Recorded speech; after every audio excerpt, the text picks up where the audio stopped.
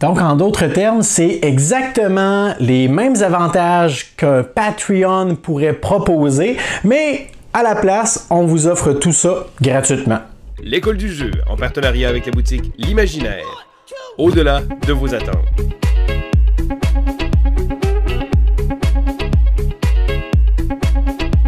Hey, salut la gang, c'est JP pour l'école du jeu et bienvenue dans ce segment Quoi de neuf JP pour ce qui est du mois de février qui vient de se terminer. Alors ce que je vous propose de faire aujourd'hui, c'est que dans cette vidéo, on va commencer avec quelques statistiques au niveau de la chaîne, des vidéos qui ont été déposées ce mois-ci. Par la suite, je vous ferai part de mes différentes expériences de jeu pour ce qui est du mois de février, mais également des projets ou des vidéos, des jeux que je compte vous présenter pour le mois qui est à nos portes, le mois de mars. Et finalement, à la toute fin de cette vidéo, je vous invite à rester avec moi parce que je vous ferai part d'un projet sur lequel on réfléchissait, Sylvain, Vincent et moi, depuis un moment déjà, pour vous offrir l'opportunité de vous investir pleinement dans la chaîne et d'avoir votre mot à dire. On commence avec quelques statistiques en lien avec la chaîne dans le dernier mois. Alors, Sylvain est un grand amateur de statistiques. Il aime ça voir des chiffres défiler. Des chiffres qui veulent parfois dire quelque chose, des fois rien. Alors on s'est dit pourquoi ne pas mettre un petit segment statistique en lien avec la chaîne au début de nos Quoi de neuf. Donc je commence avec un aperçu global mais rapide de la chaîne. Au mois de février, nous avons 425 nouveaux abonnés qui se sont joints à notre grande famille qu'on salue d'ailleurs. Donc 425 nouvelles personnes qui se sont intéressées au contenu qu'on a déposé sur la chaîne ce mois-ci ou tout simplement des gens qui ne connaissaient pas encore l'école du jeu à ce moment. On les encourage bien évidemment à regarder l'éventail de vidéos qu'on a disponibles sur notre chaîne et on est toujours bien heureux, bien surpris à chaque mois de voir le nombre de nouveaux, j'étais pour dire de nouveaux visages, c'est dommage parce qu'on se voit pas vraiment face à face, mais de nouveaux abonnés, les gens qui nous suivent et qui sont intéressés à savoir exactement lorsqu'on dépose une nouvelle vidéo sur YouTube parce qu'on le sait bien, il y a plusieurs personnes qui nous suivent sans être abonnés. Et ça, c'est parfaitement correct aussi. Par la suite, nous avons totalisé au mois de février 57 170 visionnements, ce qui est dans la moyenne d'un mois ordinaire, du moins depuis quelques mois. Ça tourne souvent autour de ça. La seule période qui est exceptionnelle dans l'année, c'est la période de Noël, le mois de décembre, le mois de janvier, qui sont toujours vécu de façon un peu différente parce que les visionnements bondissent en flèche avec les cadeaux, les suggestions, tout ça, c'est très différent, mais mois de février qui est surprenamment court avec ses seulement 28 jours, mais on a tout de même réussi à accumuler un nombre de visionnements qui est semblable à un mois ordinaire. Et bien que le mois de février soit un mois qui est plus court avec ses 28 jours, nous avons tout de même, et là je ne sais pas comment ce fut possible, mais nous avons tout de même réussi à rendre disponible, à publier 30 vidéos sur une possibilité de 28 jours. Bon, en fait, je sais pas comment c'est possible, je le sais, j'en suis la cause, entre autres. C'est grâce aux épisodes de Aeon's End, vidéos d'environ 1h30 que je divisais en 3 épisodes et que je rendais disponible la même journée. Donc ça, c'est certain que ça a aidé en termes de nombre de vidéos déposées ce mois-ci sur la chaîne. Si on se concentre maintenant sur les statistiques en lien avec mes vidéos personnelles que je vous ai proposé lors du mois de février. Donc, pour ma part, je vous ai déposé 14 vidéos différentes, que ce soit des sessions de jeu, des critiques, présentations rapides ou même les tops. Et d'ailleurs, la vidéo qui a été la plus vue concernant les vidéos que j'ai rendues disponibles le mois dernier, c'est la vidéo du top 20 des chaînes YouTube incontournables dédiées aux jeux de société. Ça a probablement été l'une des vidéos que j'ai aimé le plus faire dans les 3 dernières années avec la chaîne. J'ai beaucoup aimé faire des recherches sur chacune des chaînes, cumuler les statistiques également, rendre ça disponible, donner comme ça à la communauté ludique des ressources, du contenu varié. J'ai beaucoup apprécié et vous avez été nombreux également à voir cette vidéo. En fait, c'est la vidéo la plus vue ce mois-ci pour ce qui est des vidéos que je vous ai proposées avec ses 5260 visionnements. Alors voilà pour ce qui est de notre segment statistique. Maintenant, on se concentre sur mes expériences de jeu. Ah, le mois de février. Je déteste ce mois habituellement avec les grands froids, le vent, la neige, la glace. Mais je dois dire que côté ludique, je fus un peu dans les extrêmes, des déceptions et de grands coups de cœur. Alors, je vous présente tous les jeux, ou presque, que j'ai pu essayer ce mois-ci. Je ne vous les présente pas en ordre chronologique, plutôt en ordre stratégique, c'est-à-dire de la plus petite boîte sur le dessus de la pile jusqu'à la plus grosse en dessous. Alors, on commence avec un jeu que j'ai eu la chance de jouer avec mes neveux, avec deux de mes neveux en fait. C'est un jeu coopératif, c'est un petit jeu bien simple. On a joué avec la version la plus simplette si on veut. Ils ont bien apprécié. C'est un jeu d'ici également. Je vous parle de Mini Diversity. Alors, je n'y avais pas joué depuis un bon moment. J'ai saisi l'occasion lorsque mes neveux sont venus passer une journée chez moi. On y a donc joué. C'est un jeu coopératif. Joe vous avait fait une présentation de ce jeu il y a de cela quelques mois. Alors, vous pourrez retourner voir sa vidéo si vous ne connaissez pas ce petit jeu coopératif dans lequel les joueurs essaient de sauver la biodiversité marine des méchants, pas contrebandiers, mais plutôt des gens qui essayent de construire des hôtels sur le bord des îles, le bord des plages, qui essaient de faire de la chasse à la dynamite et de bien d'autres événements également qui peuvent détruire les espèces sous-marines. Donc dans sa version simple, c'est très accessible, et dans la version plus avancée, eh bien on a quelques petits éléments de plus, mais ça reste un jeu qui est très accessible pour la famille. C'est intéressant de savoir que ça se joue également de 1 à 7 joueurs. Alors on peut y jouer quand même en grand groupe.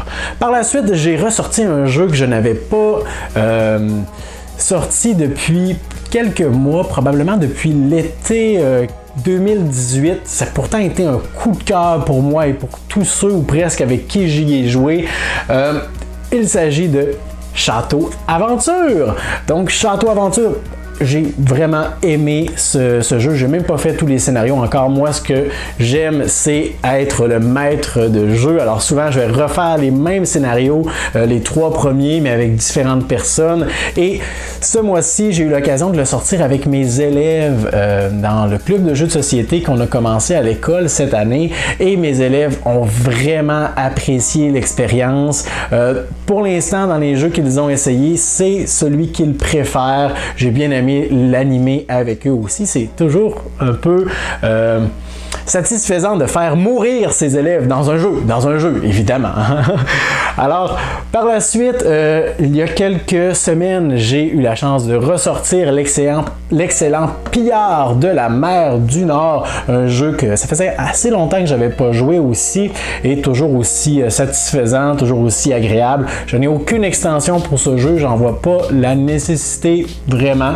J'apprécie beaucoup le jeu de base. Je sais qu'il existe tout plein d'extensions, mais ça m'intéresse quand même. Alors je vais vous lancer la question. Si vous avez joué à certaines extensions de Pillard de la mer du Nord, laissez-moi comme commentaire sous la vidéo quelle est la boîte ou l'extension à ne pas manquer, qui est un incontournable pour ajouter au jeu de base. Je sais qu'il y en a une qui ajoute un mode solitaire, c'est pas nécessairement ce que je recherche, mais donc quelle extension bonifie vraiment le jeu? Laissez-moi ça dans les commentaires sous la vidéo.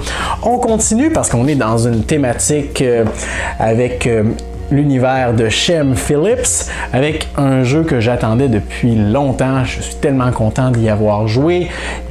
Je vais probablement vous le présenter assez prochainement. Il s'agit de Architecte du Royaume de l'Ouest. On est donc dans le même univers, ou plutôt, oui, c'est ça, dans l'espèce de même univers, mais avec des thématiques différentes.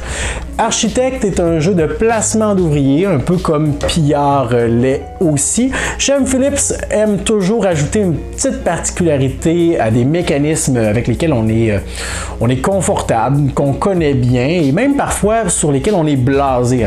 Placement d'ouvriers, on commence à plus être bien impressionné par ça. Mais ici, on ajoute un mécanisme d'accumulation des ouvriers, c'est-à-dire que je vais prendre un ouvrier, je vais le placer par exemple à la forêt et je vais récupérer une brindille, une branche, rien d'intéressant ici. Mais lors de mon tour suivant, je pourrais décider de placer un ouvrier, encore une fois, dans la forêt. Et là, je compte combien d'ouvriers j'ai. J'en ai 2. Cette fois-ci, je vais récupérer 2 branches. Et ainsi de suite pour chacune des actions qui sont disponibles. Bien évidemment, il est possible de ramasser des ressources, mais il y a d'autres actions qui vont demander un certain nombre d'ouvriers. Donc, plus on aura d'ouvriers qui vont s'y accumuler, plus les actions seront bénéfiques et puissantes. Par contre, on ne pourra pas faire ça indéfiniment parce qu'il y a également un emplacement qui nous permet de capturer les ouvriers des autres joueurs. Alors, il y a un petit aspect où est-ce qu'on peut agresser les autres, les chicoter et capturer leurs ouvriers pour ensuite en bénéficier, mais vraiment fantastique comme jeu. Je vous en reparle un peu plus tard dans les projets de ce que je vais faire avec ce jeu-là. Vraiment très agréable comme expérience. On poursuit avec un jeu, je n'ai même pas besoin d'en parler. Vous connaissez notre opinion à Sylvain, Vincent et moi. C'est Charlatan de Belcastel. Alors, on a eu la chance d'y jouer à 3 joueurs ce mois-ci. Toujours aussi agréable, toujours aussi rempli de surprises, de moments cocasses. Vincent vous a fait une session de jeu. Vincent vous a fait une critique également de ce jeu. Ça fait plusieurs mois qu'on vous en parle. Si vous n'avez pas eu la chance encore d'y jouer, mais qu'est-ce que vous attendez? C'est vraiment un incontournable, un jeu de bag building. On a un sac, on met des jetons dedans et à chaque tour, en fait, il n'y a pas de notion de tour, mais chaque action, on va piocher dans notre sac un jeton et l'ajouter à notre potion, mais jumelé à un mécanisme de pousser sa chance, ou est-ce que c'est chaque joueur qui décide quand on arrête de piocher des jetons dans son sac, parce qu'il est possible qu'on pioche le jeton qui va nous faire tout perdre ou presque. Alors voilà pour Charlatan. Là, on commence à entrer dans les boîtes un peu plus grosses quand même. Donc, le prochain jeu que je vous présente, c'est un jeu à scénario, donc des affaires, je vais appeler ça comme ça, tiens. Il y en a 5 dans cette boîte et on essaye de résoudre des crimes. C'est un jeu coopératif. J'y ai joué 2 fois et j'ai refait en fait la même affaire. Je vous parle de Détective, un jeu d'enquête moderne. Donc, Détective est un jeu que j'attendais impatiemment dans sa version française. Ça faisait longtemps que je me renseignais à savoir quand il allait enfin être disponible. Maintenant qu'il est arrivé, que j'en ai fait l'acquisition et que j'y ai joué, je peux vous dire que c'est un jeu qui a beaucoup de potentiel. Après notre première partie à ma femme et moi, en fait, je me suis dit on va laisser dans une configuration à 2 joueurs pour que je puisse vous revenir là-dessus une fois que j'aurai fait quelques parties. Tous les deux, on était un peu mitigés parce que moi, j'ai bien apprécié. Ma femme a trouvé ça long, a trouvé que c'était beaucoup de lecture et a trouvé que il était rendu tard pour faire des liens aussi poussés. Alors, ce que j'ai proposé, c'est de moi y rejouer avec un autre groupe. Cette fois-ci, on était 4. Et là, j'avais déjà des connaissances, mais je ne voulais pas tout gâcher. Je voulais pas nécessairement les mettre sur des pistes et de dire ça sert à rien. Ça, il faut absolument aller là. J'essayais de diriger un peu les discussions, de remettre en question des théories ou quoi que ce soit, parce que je connaissais déjà les réponses aux questions qui sont posées à la fin du premier scénario, mais on a tout de même réussi à avoir beaucoup de plaisir, et même que je vous dirais que la seconde partie pour moi de la première affaire de Détective était pas nécessairement plus agréable, mais plus concrète. J'ai beaucoup mieux compris les liens de cette affaire, parce que je ne vais pas vous en dire trop, lors de mon 2e essai. Alors, prochainement, on pourra s'attaquer à la 2e affaire. J'ai bonne espérance, du moins. Par la suite, une de mes déceptions, il faut que je dise les vrais mots, hein? Une de mes déceptions de ce mois-ci, mais j'y ai joué seulement une fois et c'est certain qu'il va falloir que je lui redonne sa chance. Ça va pas l'unanimité, Il y en a plusieurs qui seront pas d'accord. Je vais peut-être même avoir des pouces vers le bas. Mais bon, qu'est-ce que vous voulez? C'est mon avis. C'est Western Legends. Un jeu que j'attendais. L'année dernière, lorsque le jeu était sur Kickstarter, j'avais dit ouvertement, ça c'est le jeu de l'année. Quand ça va sortir, ça va faire un tabac. Tout le monde va parler de Western Legends. Ça va monter dans le top BGG et ça va gagner des prix, ce jeu-là. Maintenant que j'y ai joué, je pense que j'y suis allé un peu fort avec mes théories. J'ai beaucoup apprécié. C'est un jeu qui est davantage thématique que mécanique. Il y a une belle histoire qui peut se tisser autour de l'univers de Western Legends. Plusieurs possibilités également. Peut-être des stratégies qui sont plus fortes que d'autres, plus efficaces que d'autres, je l'avoue. Ça, je suis capable de faire abstraction de ça. Ce que j'ai moins apprécié, c'est tous les petits détails. Je trouve que la thématique est souvent brisé par les petits détails de bon, ok, je veux attaquer la banque. Alors là, il faut que je fasse telle étape. Je dois faire ça, je dois faire ça. Après ça, on doit résoudre telle chose. Je dois défausser ma carte. Mais avant de faire l'attaque, je dois en piocher une nouvelle. Plein de petites séquences comme ça qui viennent un peu briser l'élan du jeu. C'est long. On y a joué à 4 joueurs. Ça a pris pratiquement 2h30. Pourtant, c'est pas un jeu qui est complexe ou compliqué, mais c'est que le tour d'une personne, ça peut être long, si c'est pas quoi faire, si les autres joueurs ont fait des déplacements ou quoi que ce soit qui vient changer ses plans, ça peut être très long avant que ça revienne à moi. Et là, ben, idéalement, il faudrait que je prévoie et que je planifie mon tour, mais si ce n'est pas fait, ben, ça allonge la partie. Alors, déception, pour ce qui est des joueurs autour de la table, on était 4. Je ne crois pas que ça ait fait l'unanimité. Je ne sais pas si elles vont vouloir rejouer aussi. Mais bon, moi je serais prêt à lui laisser sa chance, hein, Sylvain, Vincent. Vous pouvez peut-être essayer de me convaincre, vous aussi, hein, avec des commentaires sous la vidéo. Expliquez-moi, qu'est-ce que j'ai manqué? Qu'est-ce que j'ai manqué avec Western Legends? Qu'est-ce qu'il me manque? Peut-être un peu d'excitation autour de la table. On parlait pas avec des voix de shérif et on n'avait pas une musique d'ambiance en arrière. C'est peut-être ça qui a fait que ça n'a pas levé plus que ça. Il me reste 2 jeux à vous présenter. Un jeu que j'aime beaucoup. Ça a été un de mes coups de cœur dans le segment coup de cœur du professeur Board Game il y a de cela déjà plusieurs mois. C'est Endeavor. Endeavor que j'aime beaucoup. Enfin, je veux dire ça, enfin un gros jeu avec plein de stratégies, plein d'avenues, de possibilités différentes qui se joue très bien à 5 joueurs. Ça, c'est un hit. Ça, c'est vraiment, là, c'est un incontournable. Si vous êtes souvent déchiré comme moi, là, parfois, on a des groupes de 5 joueurs et là, on veut pas se tourner vers des jeux plus légers comme Seven Wonders, comme Evolution. On voudrait un gros jeu avec plein de possibilités, plein de choses qu'on peut faire. Mais la plupart de ces jeux-là, ils jouent seulement à 4. Endeavor est là pour vous. Ici, j'ai la version qui était disponible sur Kickstarter il n'y a pas si longtemps, la version en magasin. Je vous l'ai présentée sur la chaîne, le déballage du moins, et on ajoute plein de modules, comment on appelle ça, les accomplissements, je crois, ou les tâches. On n'a pas joué encore avec ça, seulement le jeu de base, c'est délicieux, mais j'ai l'impression que les accomplissements vont rendre l'expérience encore plus savoureuse. Alors voilà pour Endeavor. Et finalement, mon expérience du mois. C'est pas pour rien que je l'ai mis à la fin. Ben, premièrement, la boîte est grosse. Deuxièmement, c'est probablement mon coup de cœur du mois. Il va falloir que vous écoutiez la vidéo de David, le professeur Board Game, pour avoir la confirmation. Parce que j'ai quand même joué à d'excellents jeux. Mais Aeon's End Legacy a vraiment mis la barre très haute pour ce qui est du mois de février. J'ai passé à travers la campagne au complet. Je n'ai pas pu m'arrêter d'y jouer. C'est aussi simple que ça.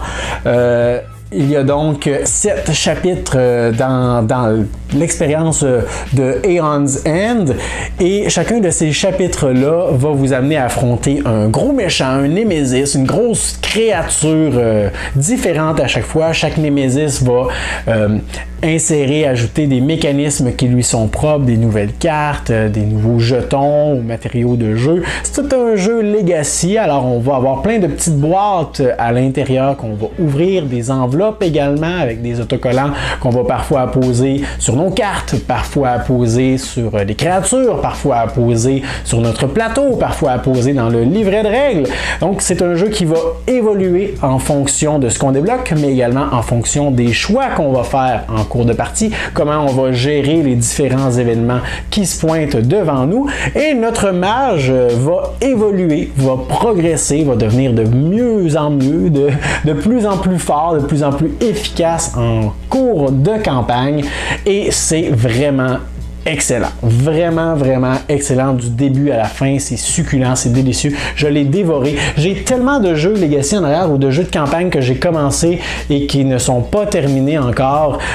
Mais celui-là, j'ai pas été capable de m'arrêter. Le jeu était toujours prêt sur ma table ce mois-ci. J'ai enfilé les scénarios les uns en arrière des autres. Alors laissez-moi savoir dans les commentaires sous la vidéo si vous avez terminé la campagne.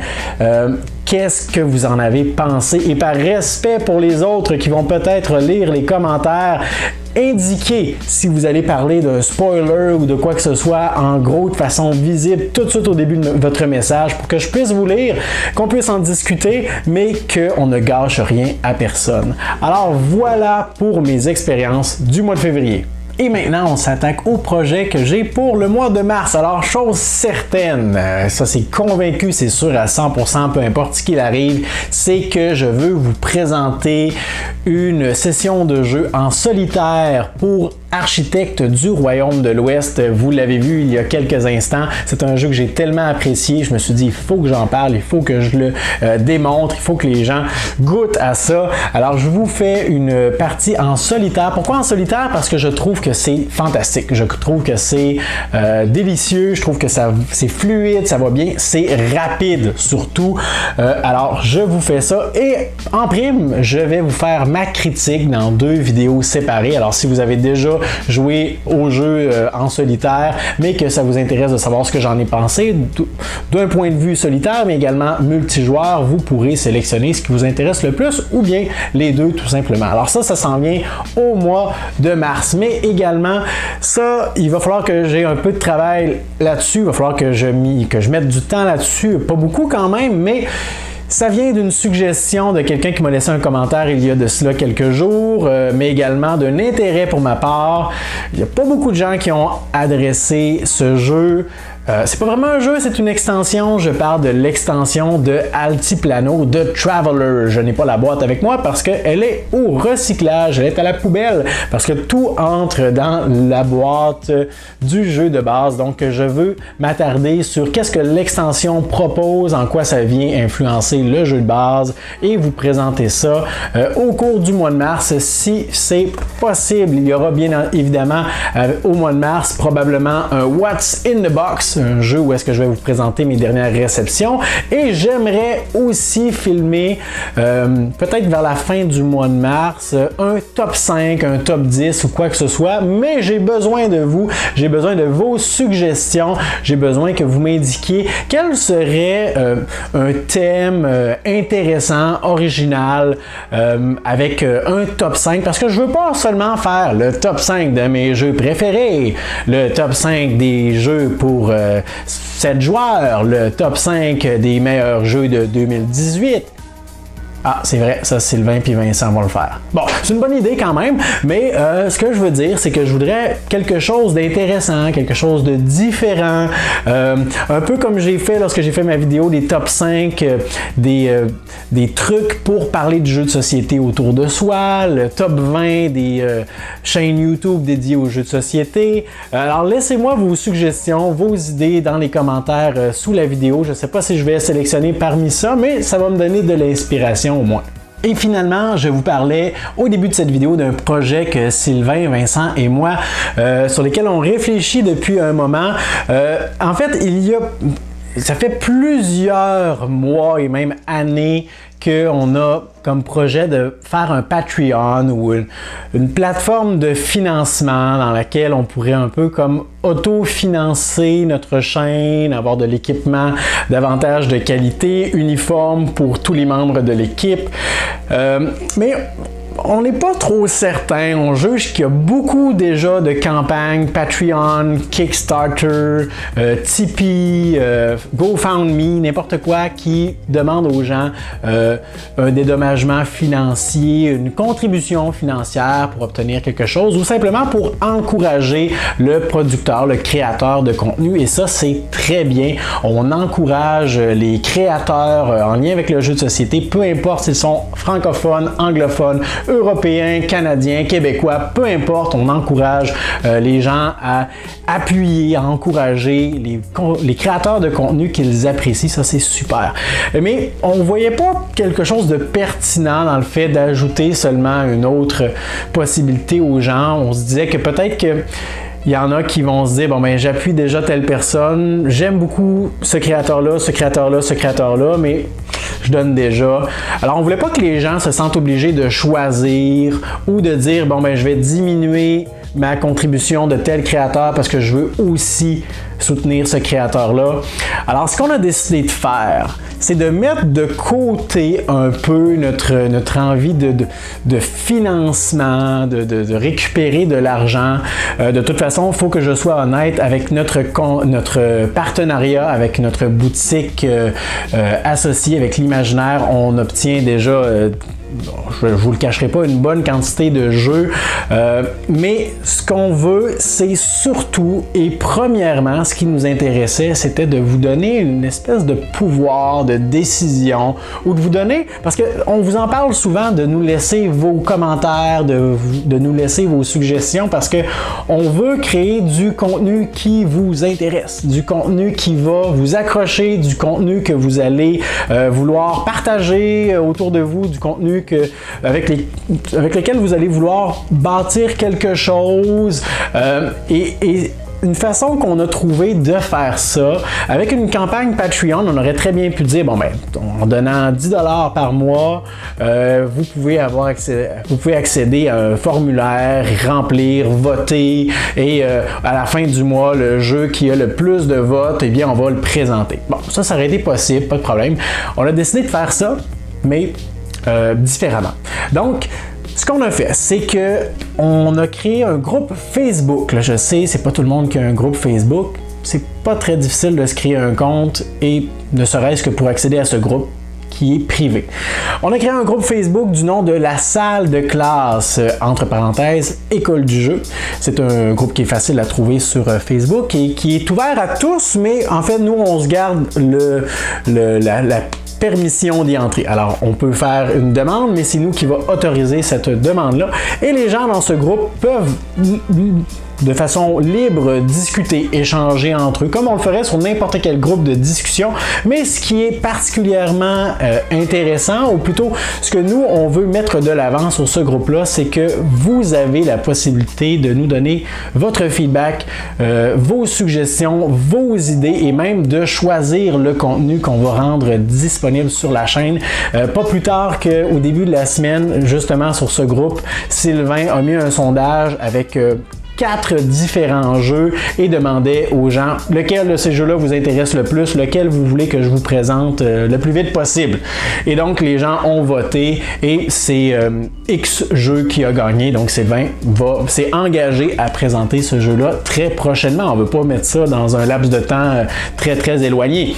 Et ce qu'on veut faire également, c'est de rendre des vidéos qui sont déjà téléchargées sur YouTube, mais qui sont présentement pas accessibles parce qu'on essaie de déposer une vidéo par jour. On veut les rendre disponibles sur le groupe aussi de façon en primeur, si on veut. On veut également publier notre horaire de la semaine pour que les gens sachent que mardi, on va sortir telle vidéo, jeudi, ça va être telle critique qui va sortir, pour que les gens puissent être un peu comme au courant de ce ce qui s'en vient et qu'ils puissent aussi, c'est ce qui nous intéresse le plus, nous laisser leurs idées. Alors moi, dans les jours qui suivent, je vais créer justement un sujet de discussion où est-ce que je vais demander aux gens de me donner des suggestions, des idées pour un top 5 dont je vous parlais il y a quelques instants. Alors oui, vous pouvez m'écrire ici sous la vidéo, je vais vous lire, je vais vous répondre, pas de problème. Mais notre groupe Facebook va avoir le mérite, si on veut, ou l'avantage que les gens vont pouvoir participer au sondage, vont pouvoir voter et c'est vraiment ce qui va ressortir du lot qui va l'emporter. Donc, bref, ce qu'on vous offre, c'est un peu comme tous les avantages d'un Patreon, mais tout ça gratuitement. Simplement en vous joignant à notre groupe, en y participant et en nous faisant part de vos suggestions parce que c'est probablement notre souci numéro 1 sur la chaîne. On veut créer du contenu qui vous intéresse. OK, j'ai fini de parler. C'était donc mon segment Quoi de neuf GP. Je sais, je vous ai bourré d'informations avec ce Quoi de neuf. Je vous invite une dernière fois à me laisser des commentaires sous la vidéo pour ne serait-ce que me faire part de est-ce que vous avez apprécié le segment statistique? Est-ce que vous pensez ou vous utilisez déjà notre groupe privé sur Facebook? Avez-vous pensé des jeux que je vous ai présentés aujourd'hui, des projets à venir? Laissez-moi ça dans les commentaires sous la vidéo. Un beau et gros joli pouce bleu vers le haut est toujours apprécié également pour me manifester votre intérêt envers cette vidéo. N'hésitez pas à vous abonner à notre chaîne si ce n'est pas déjà fait et moi je vous dis à la prochaine.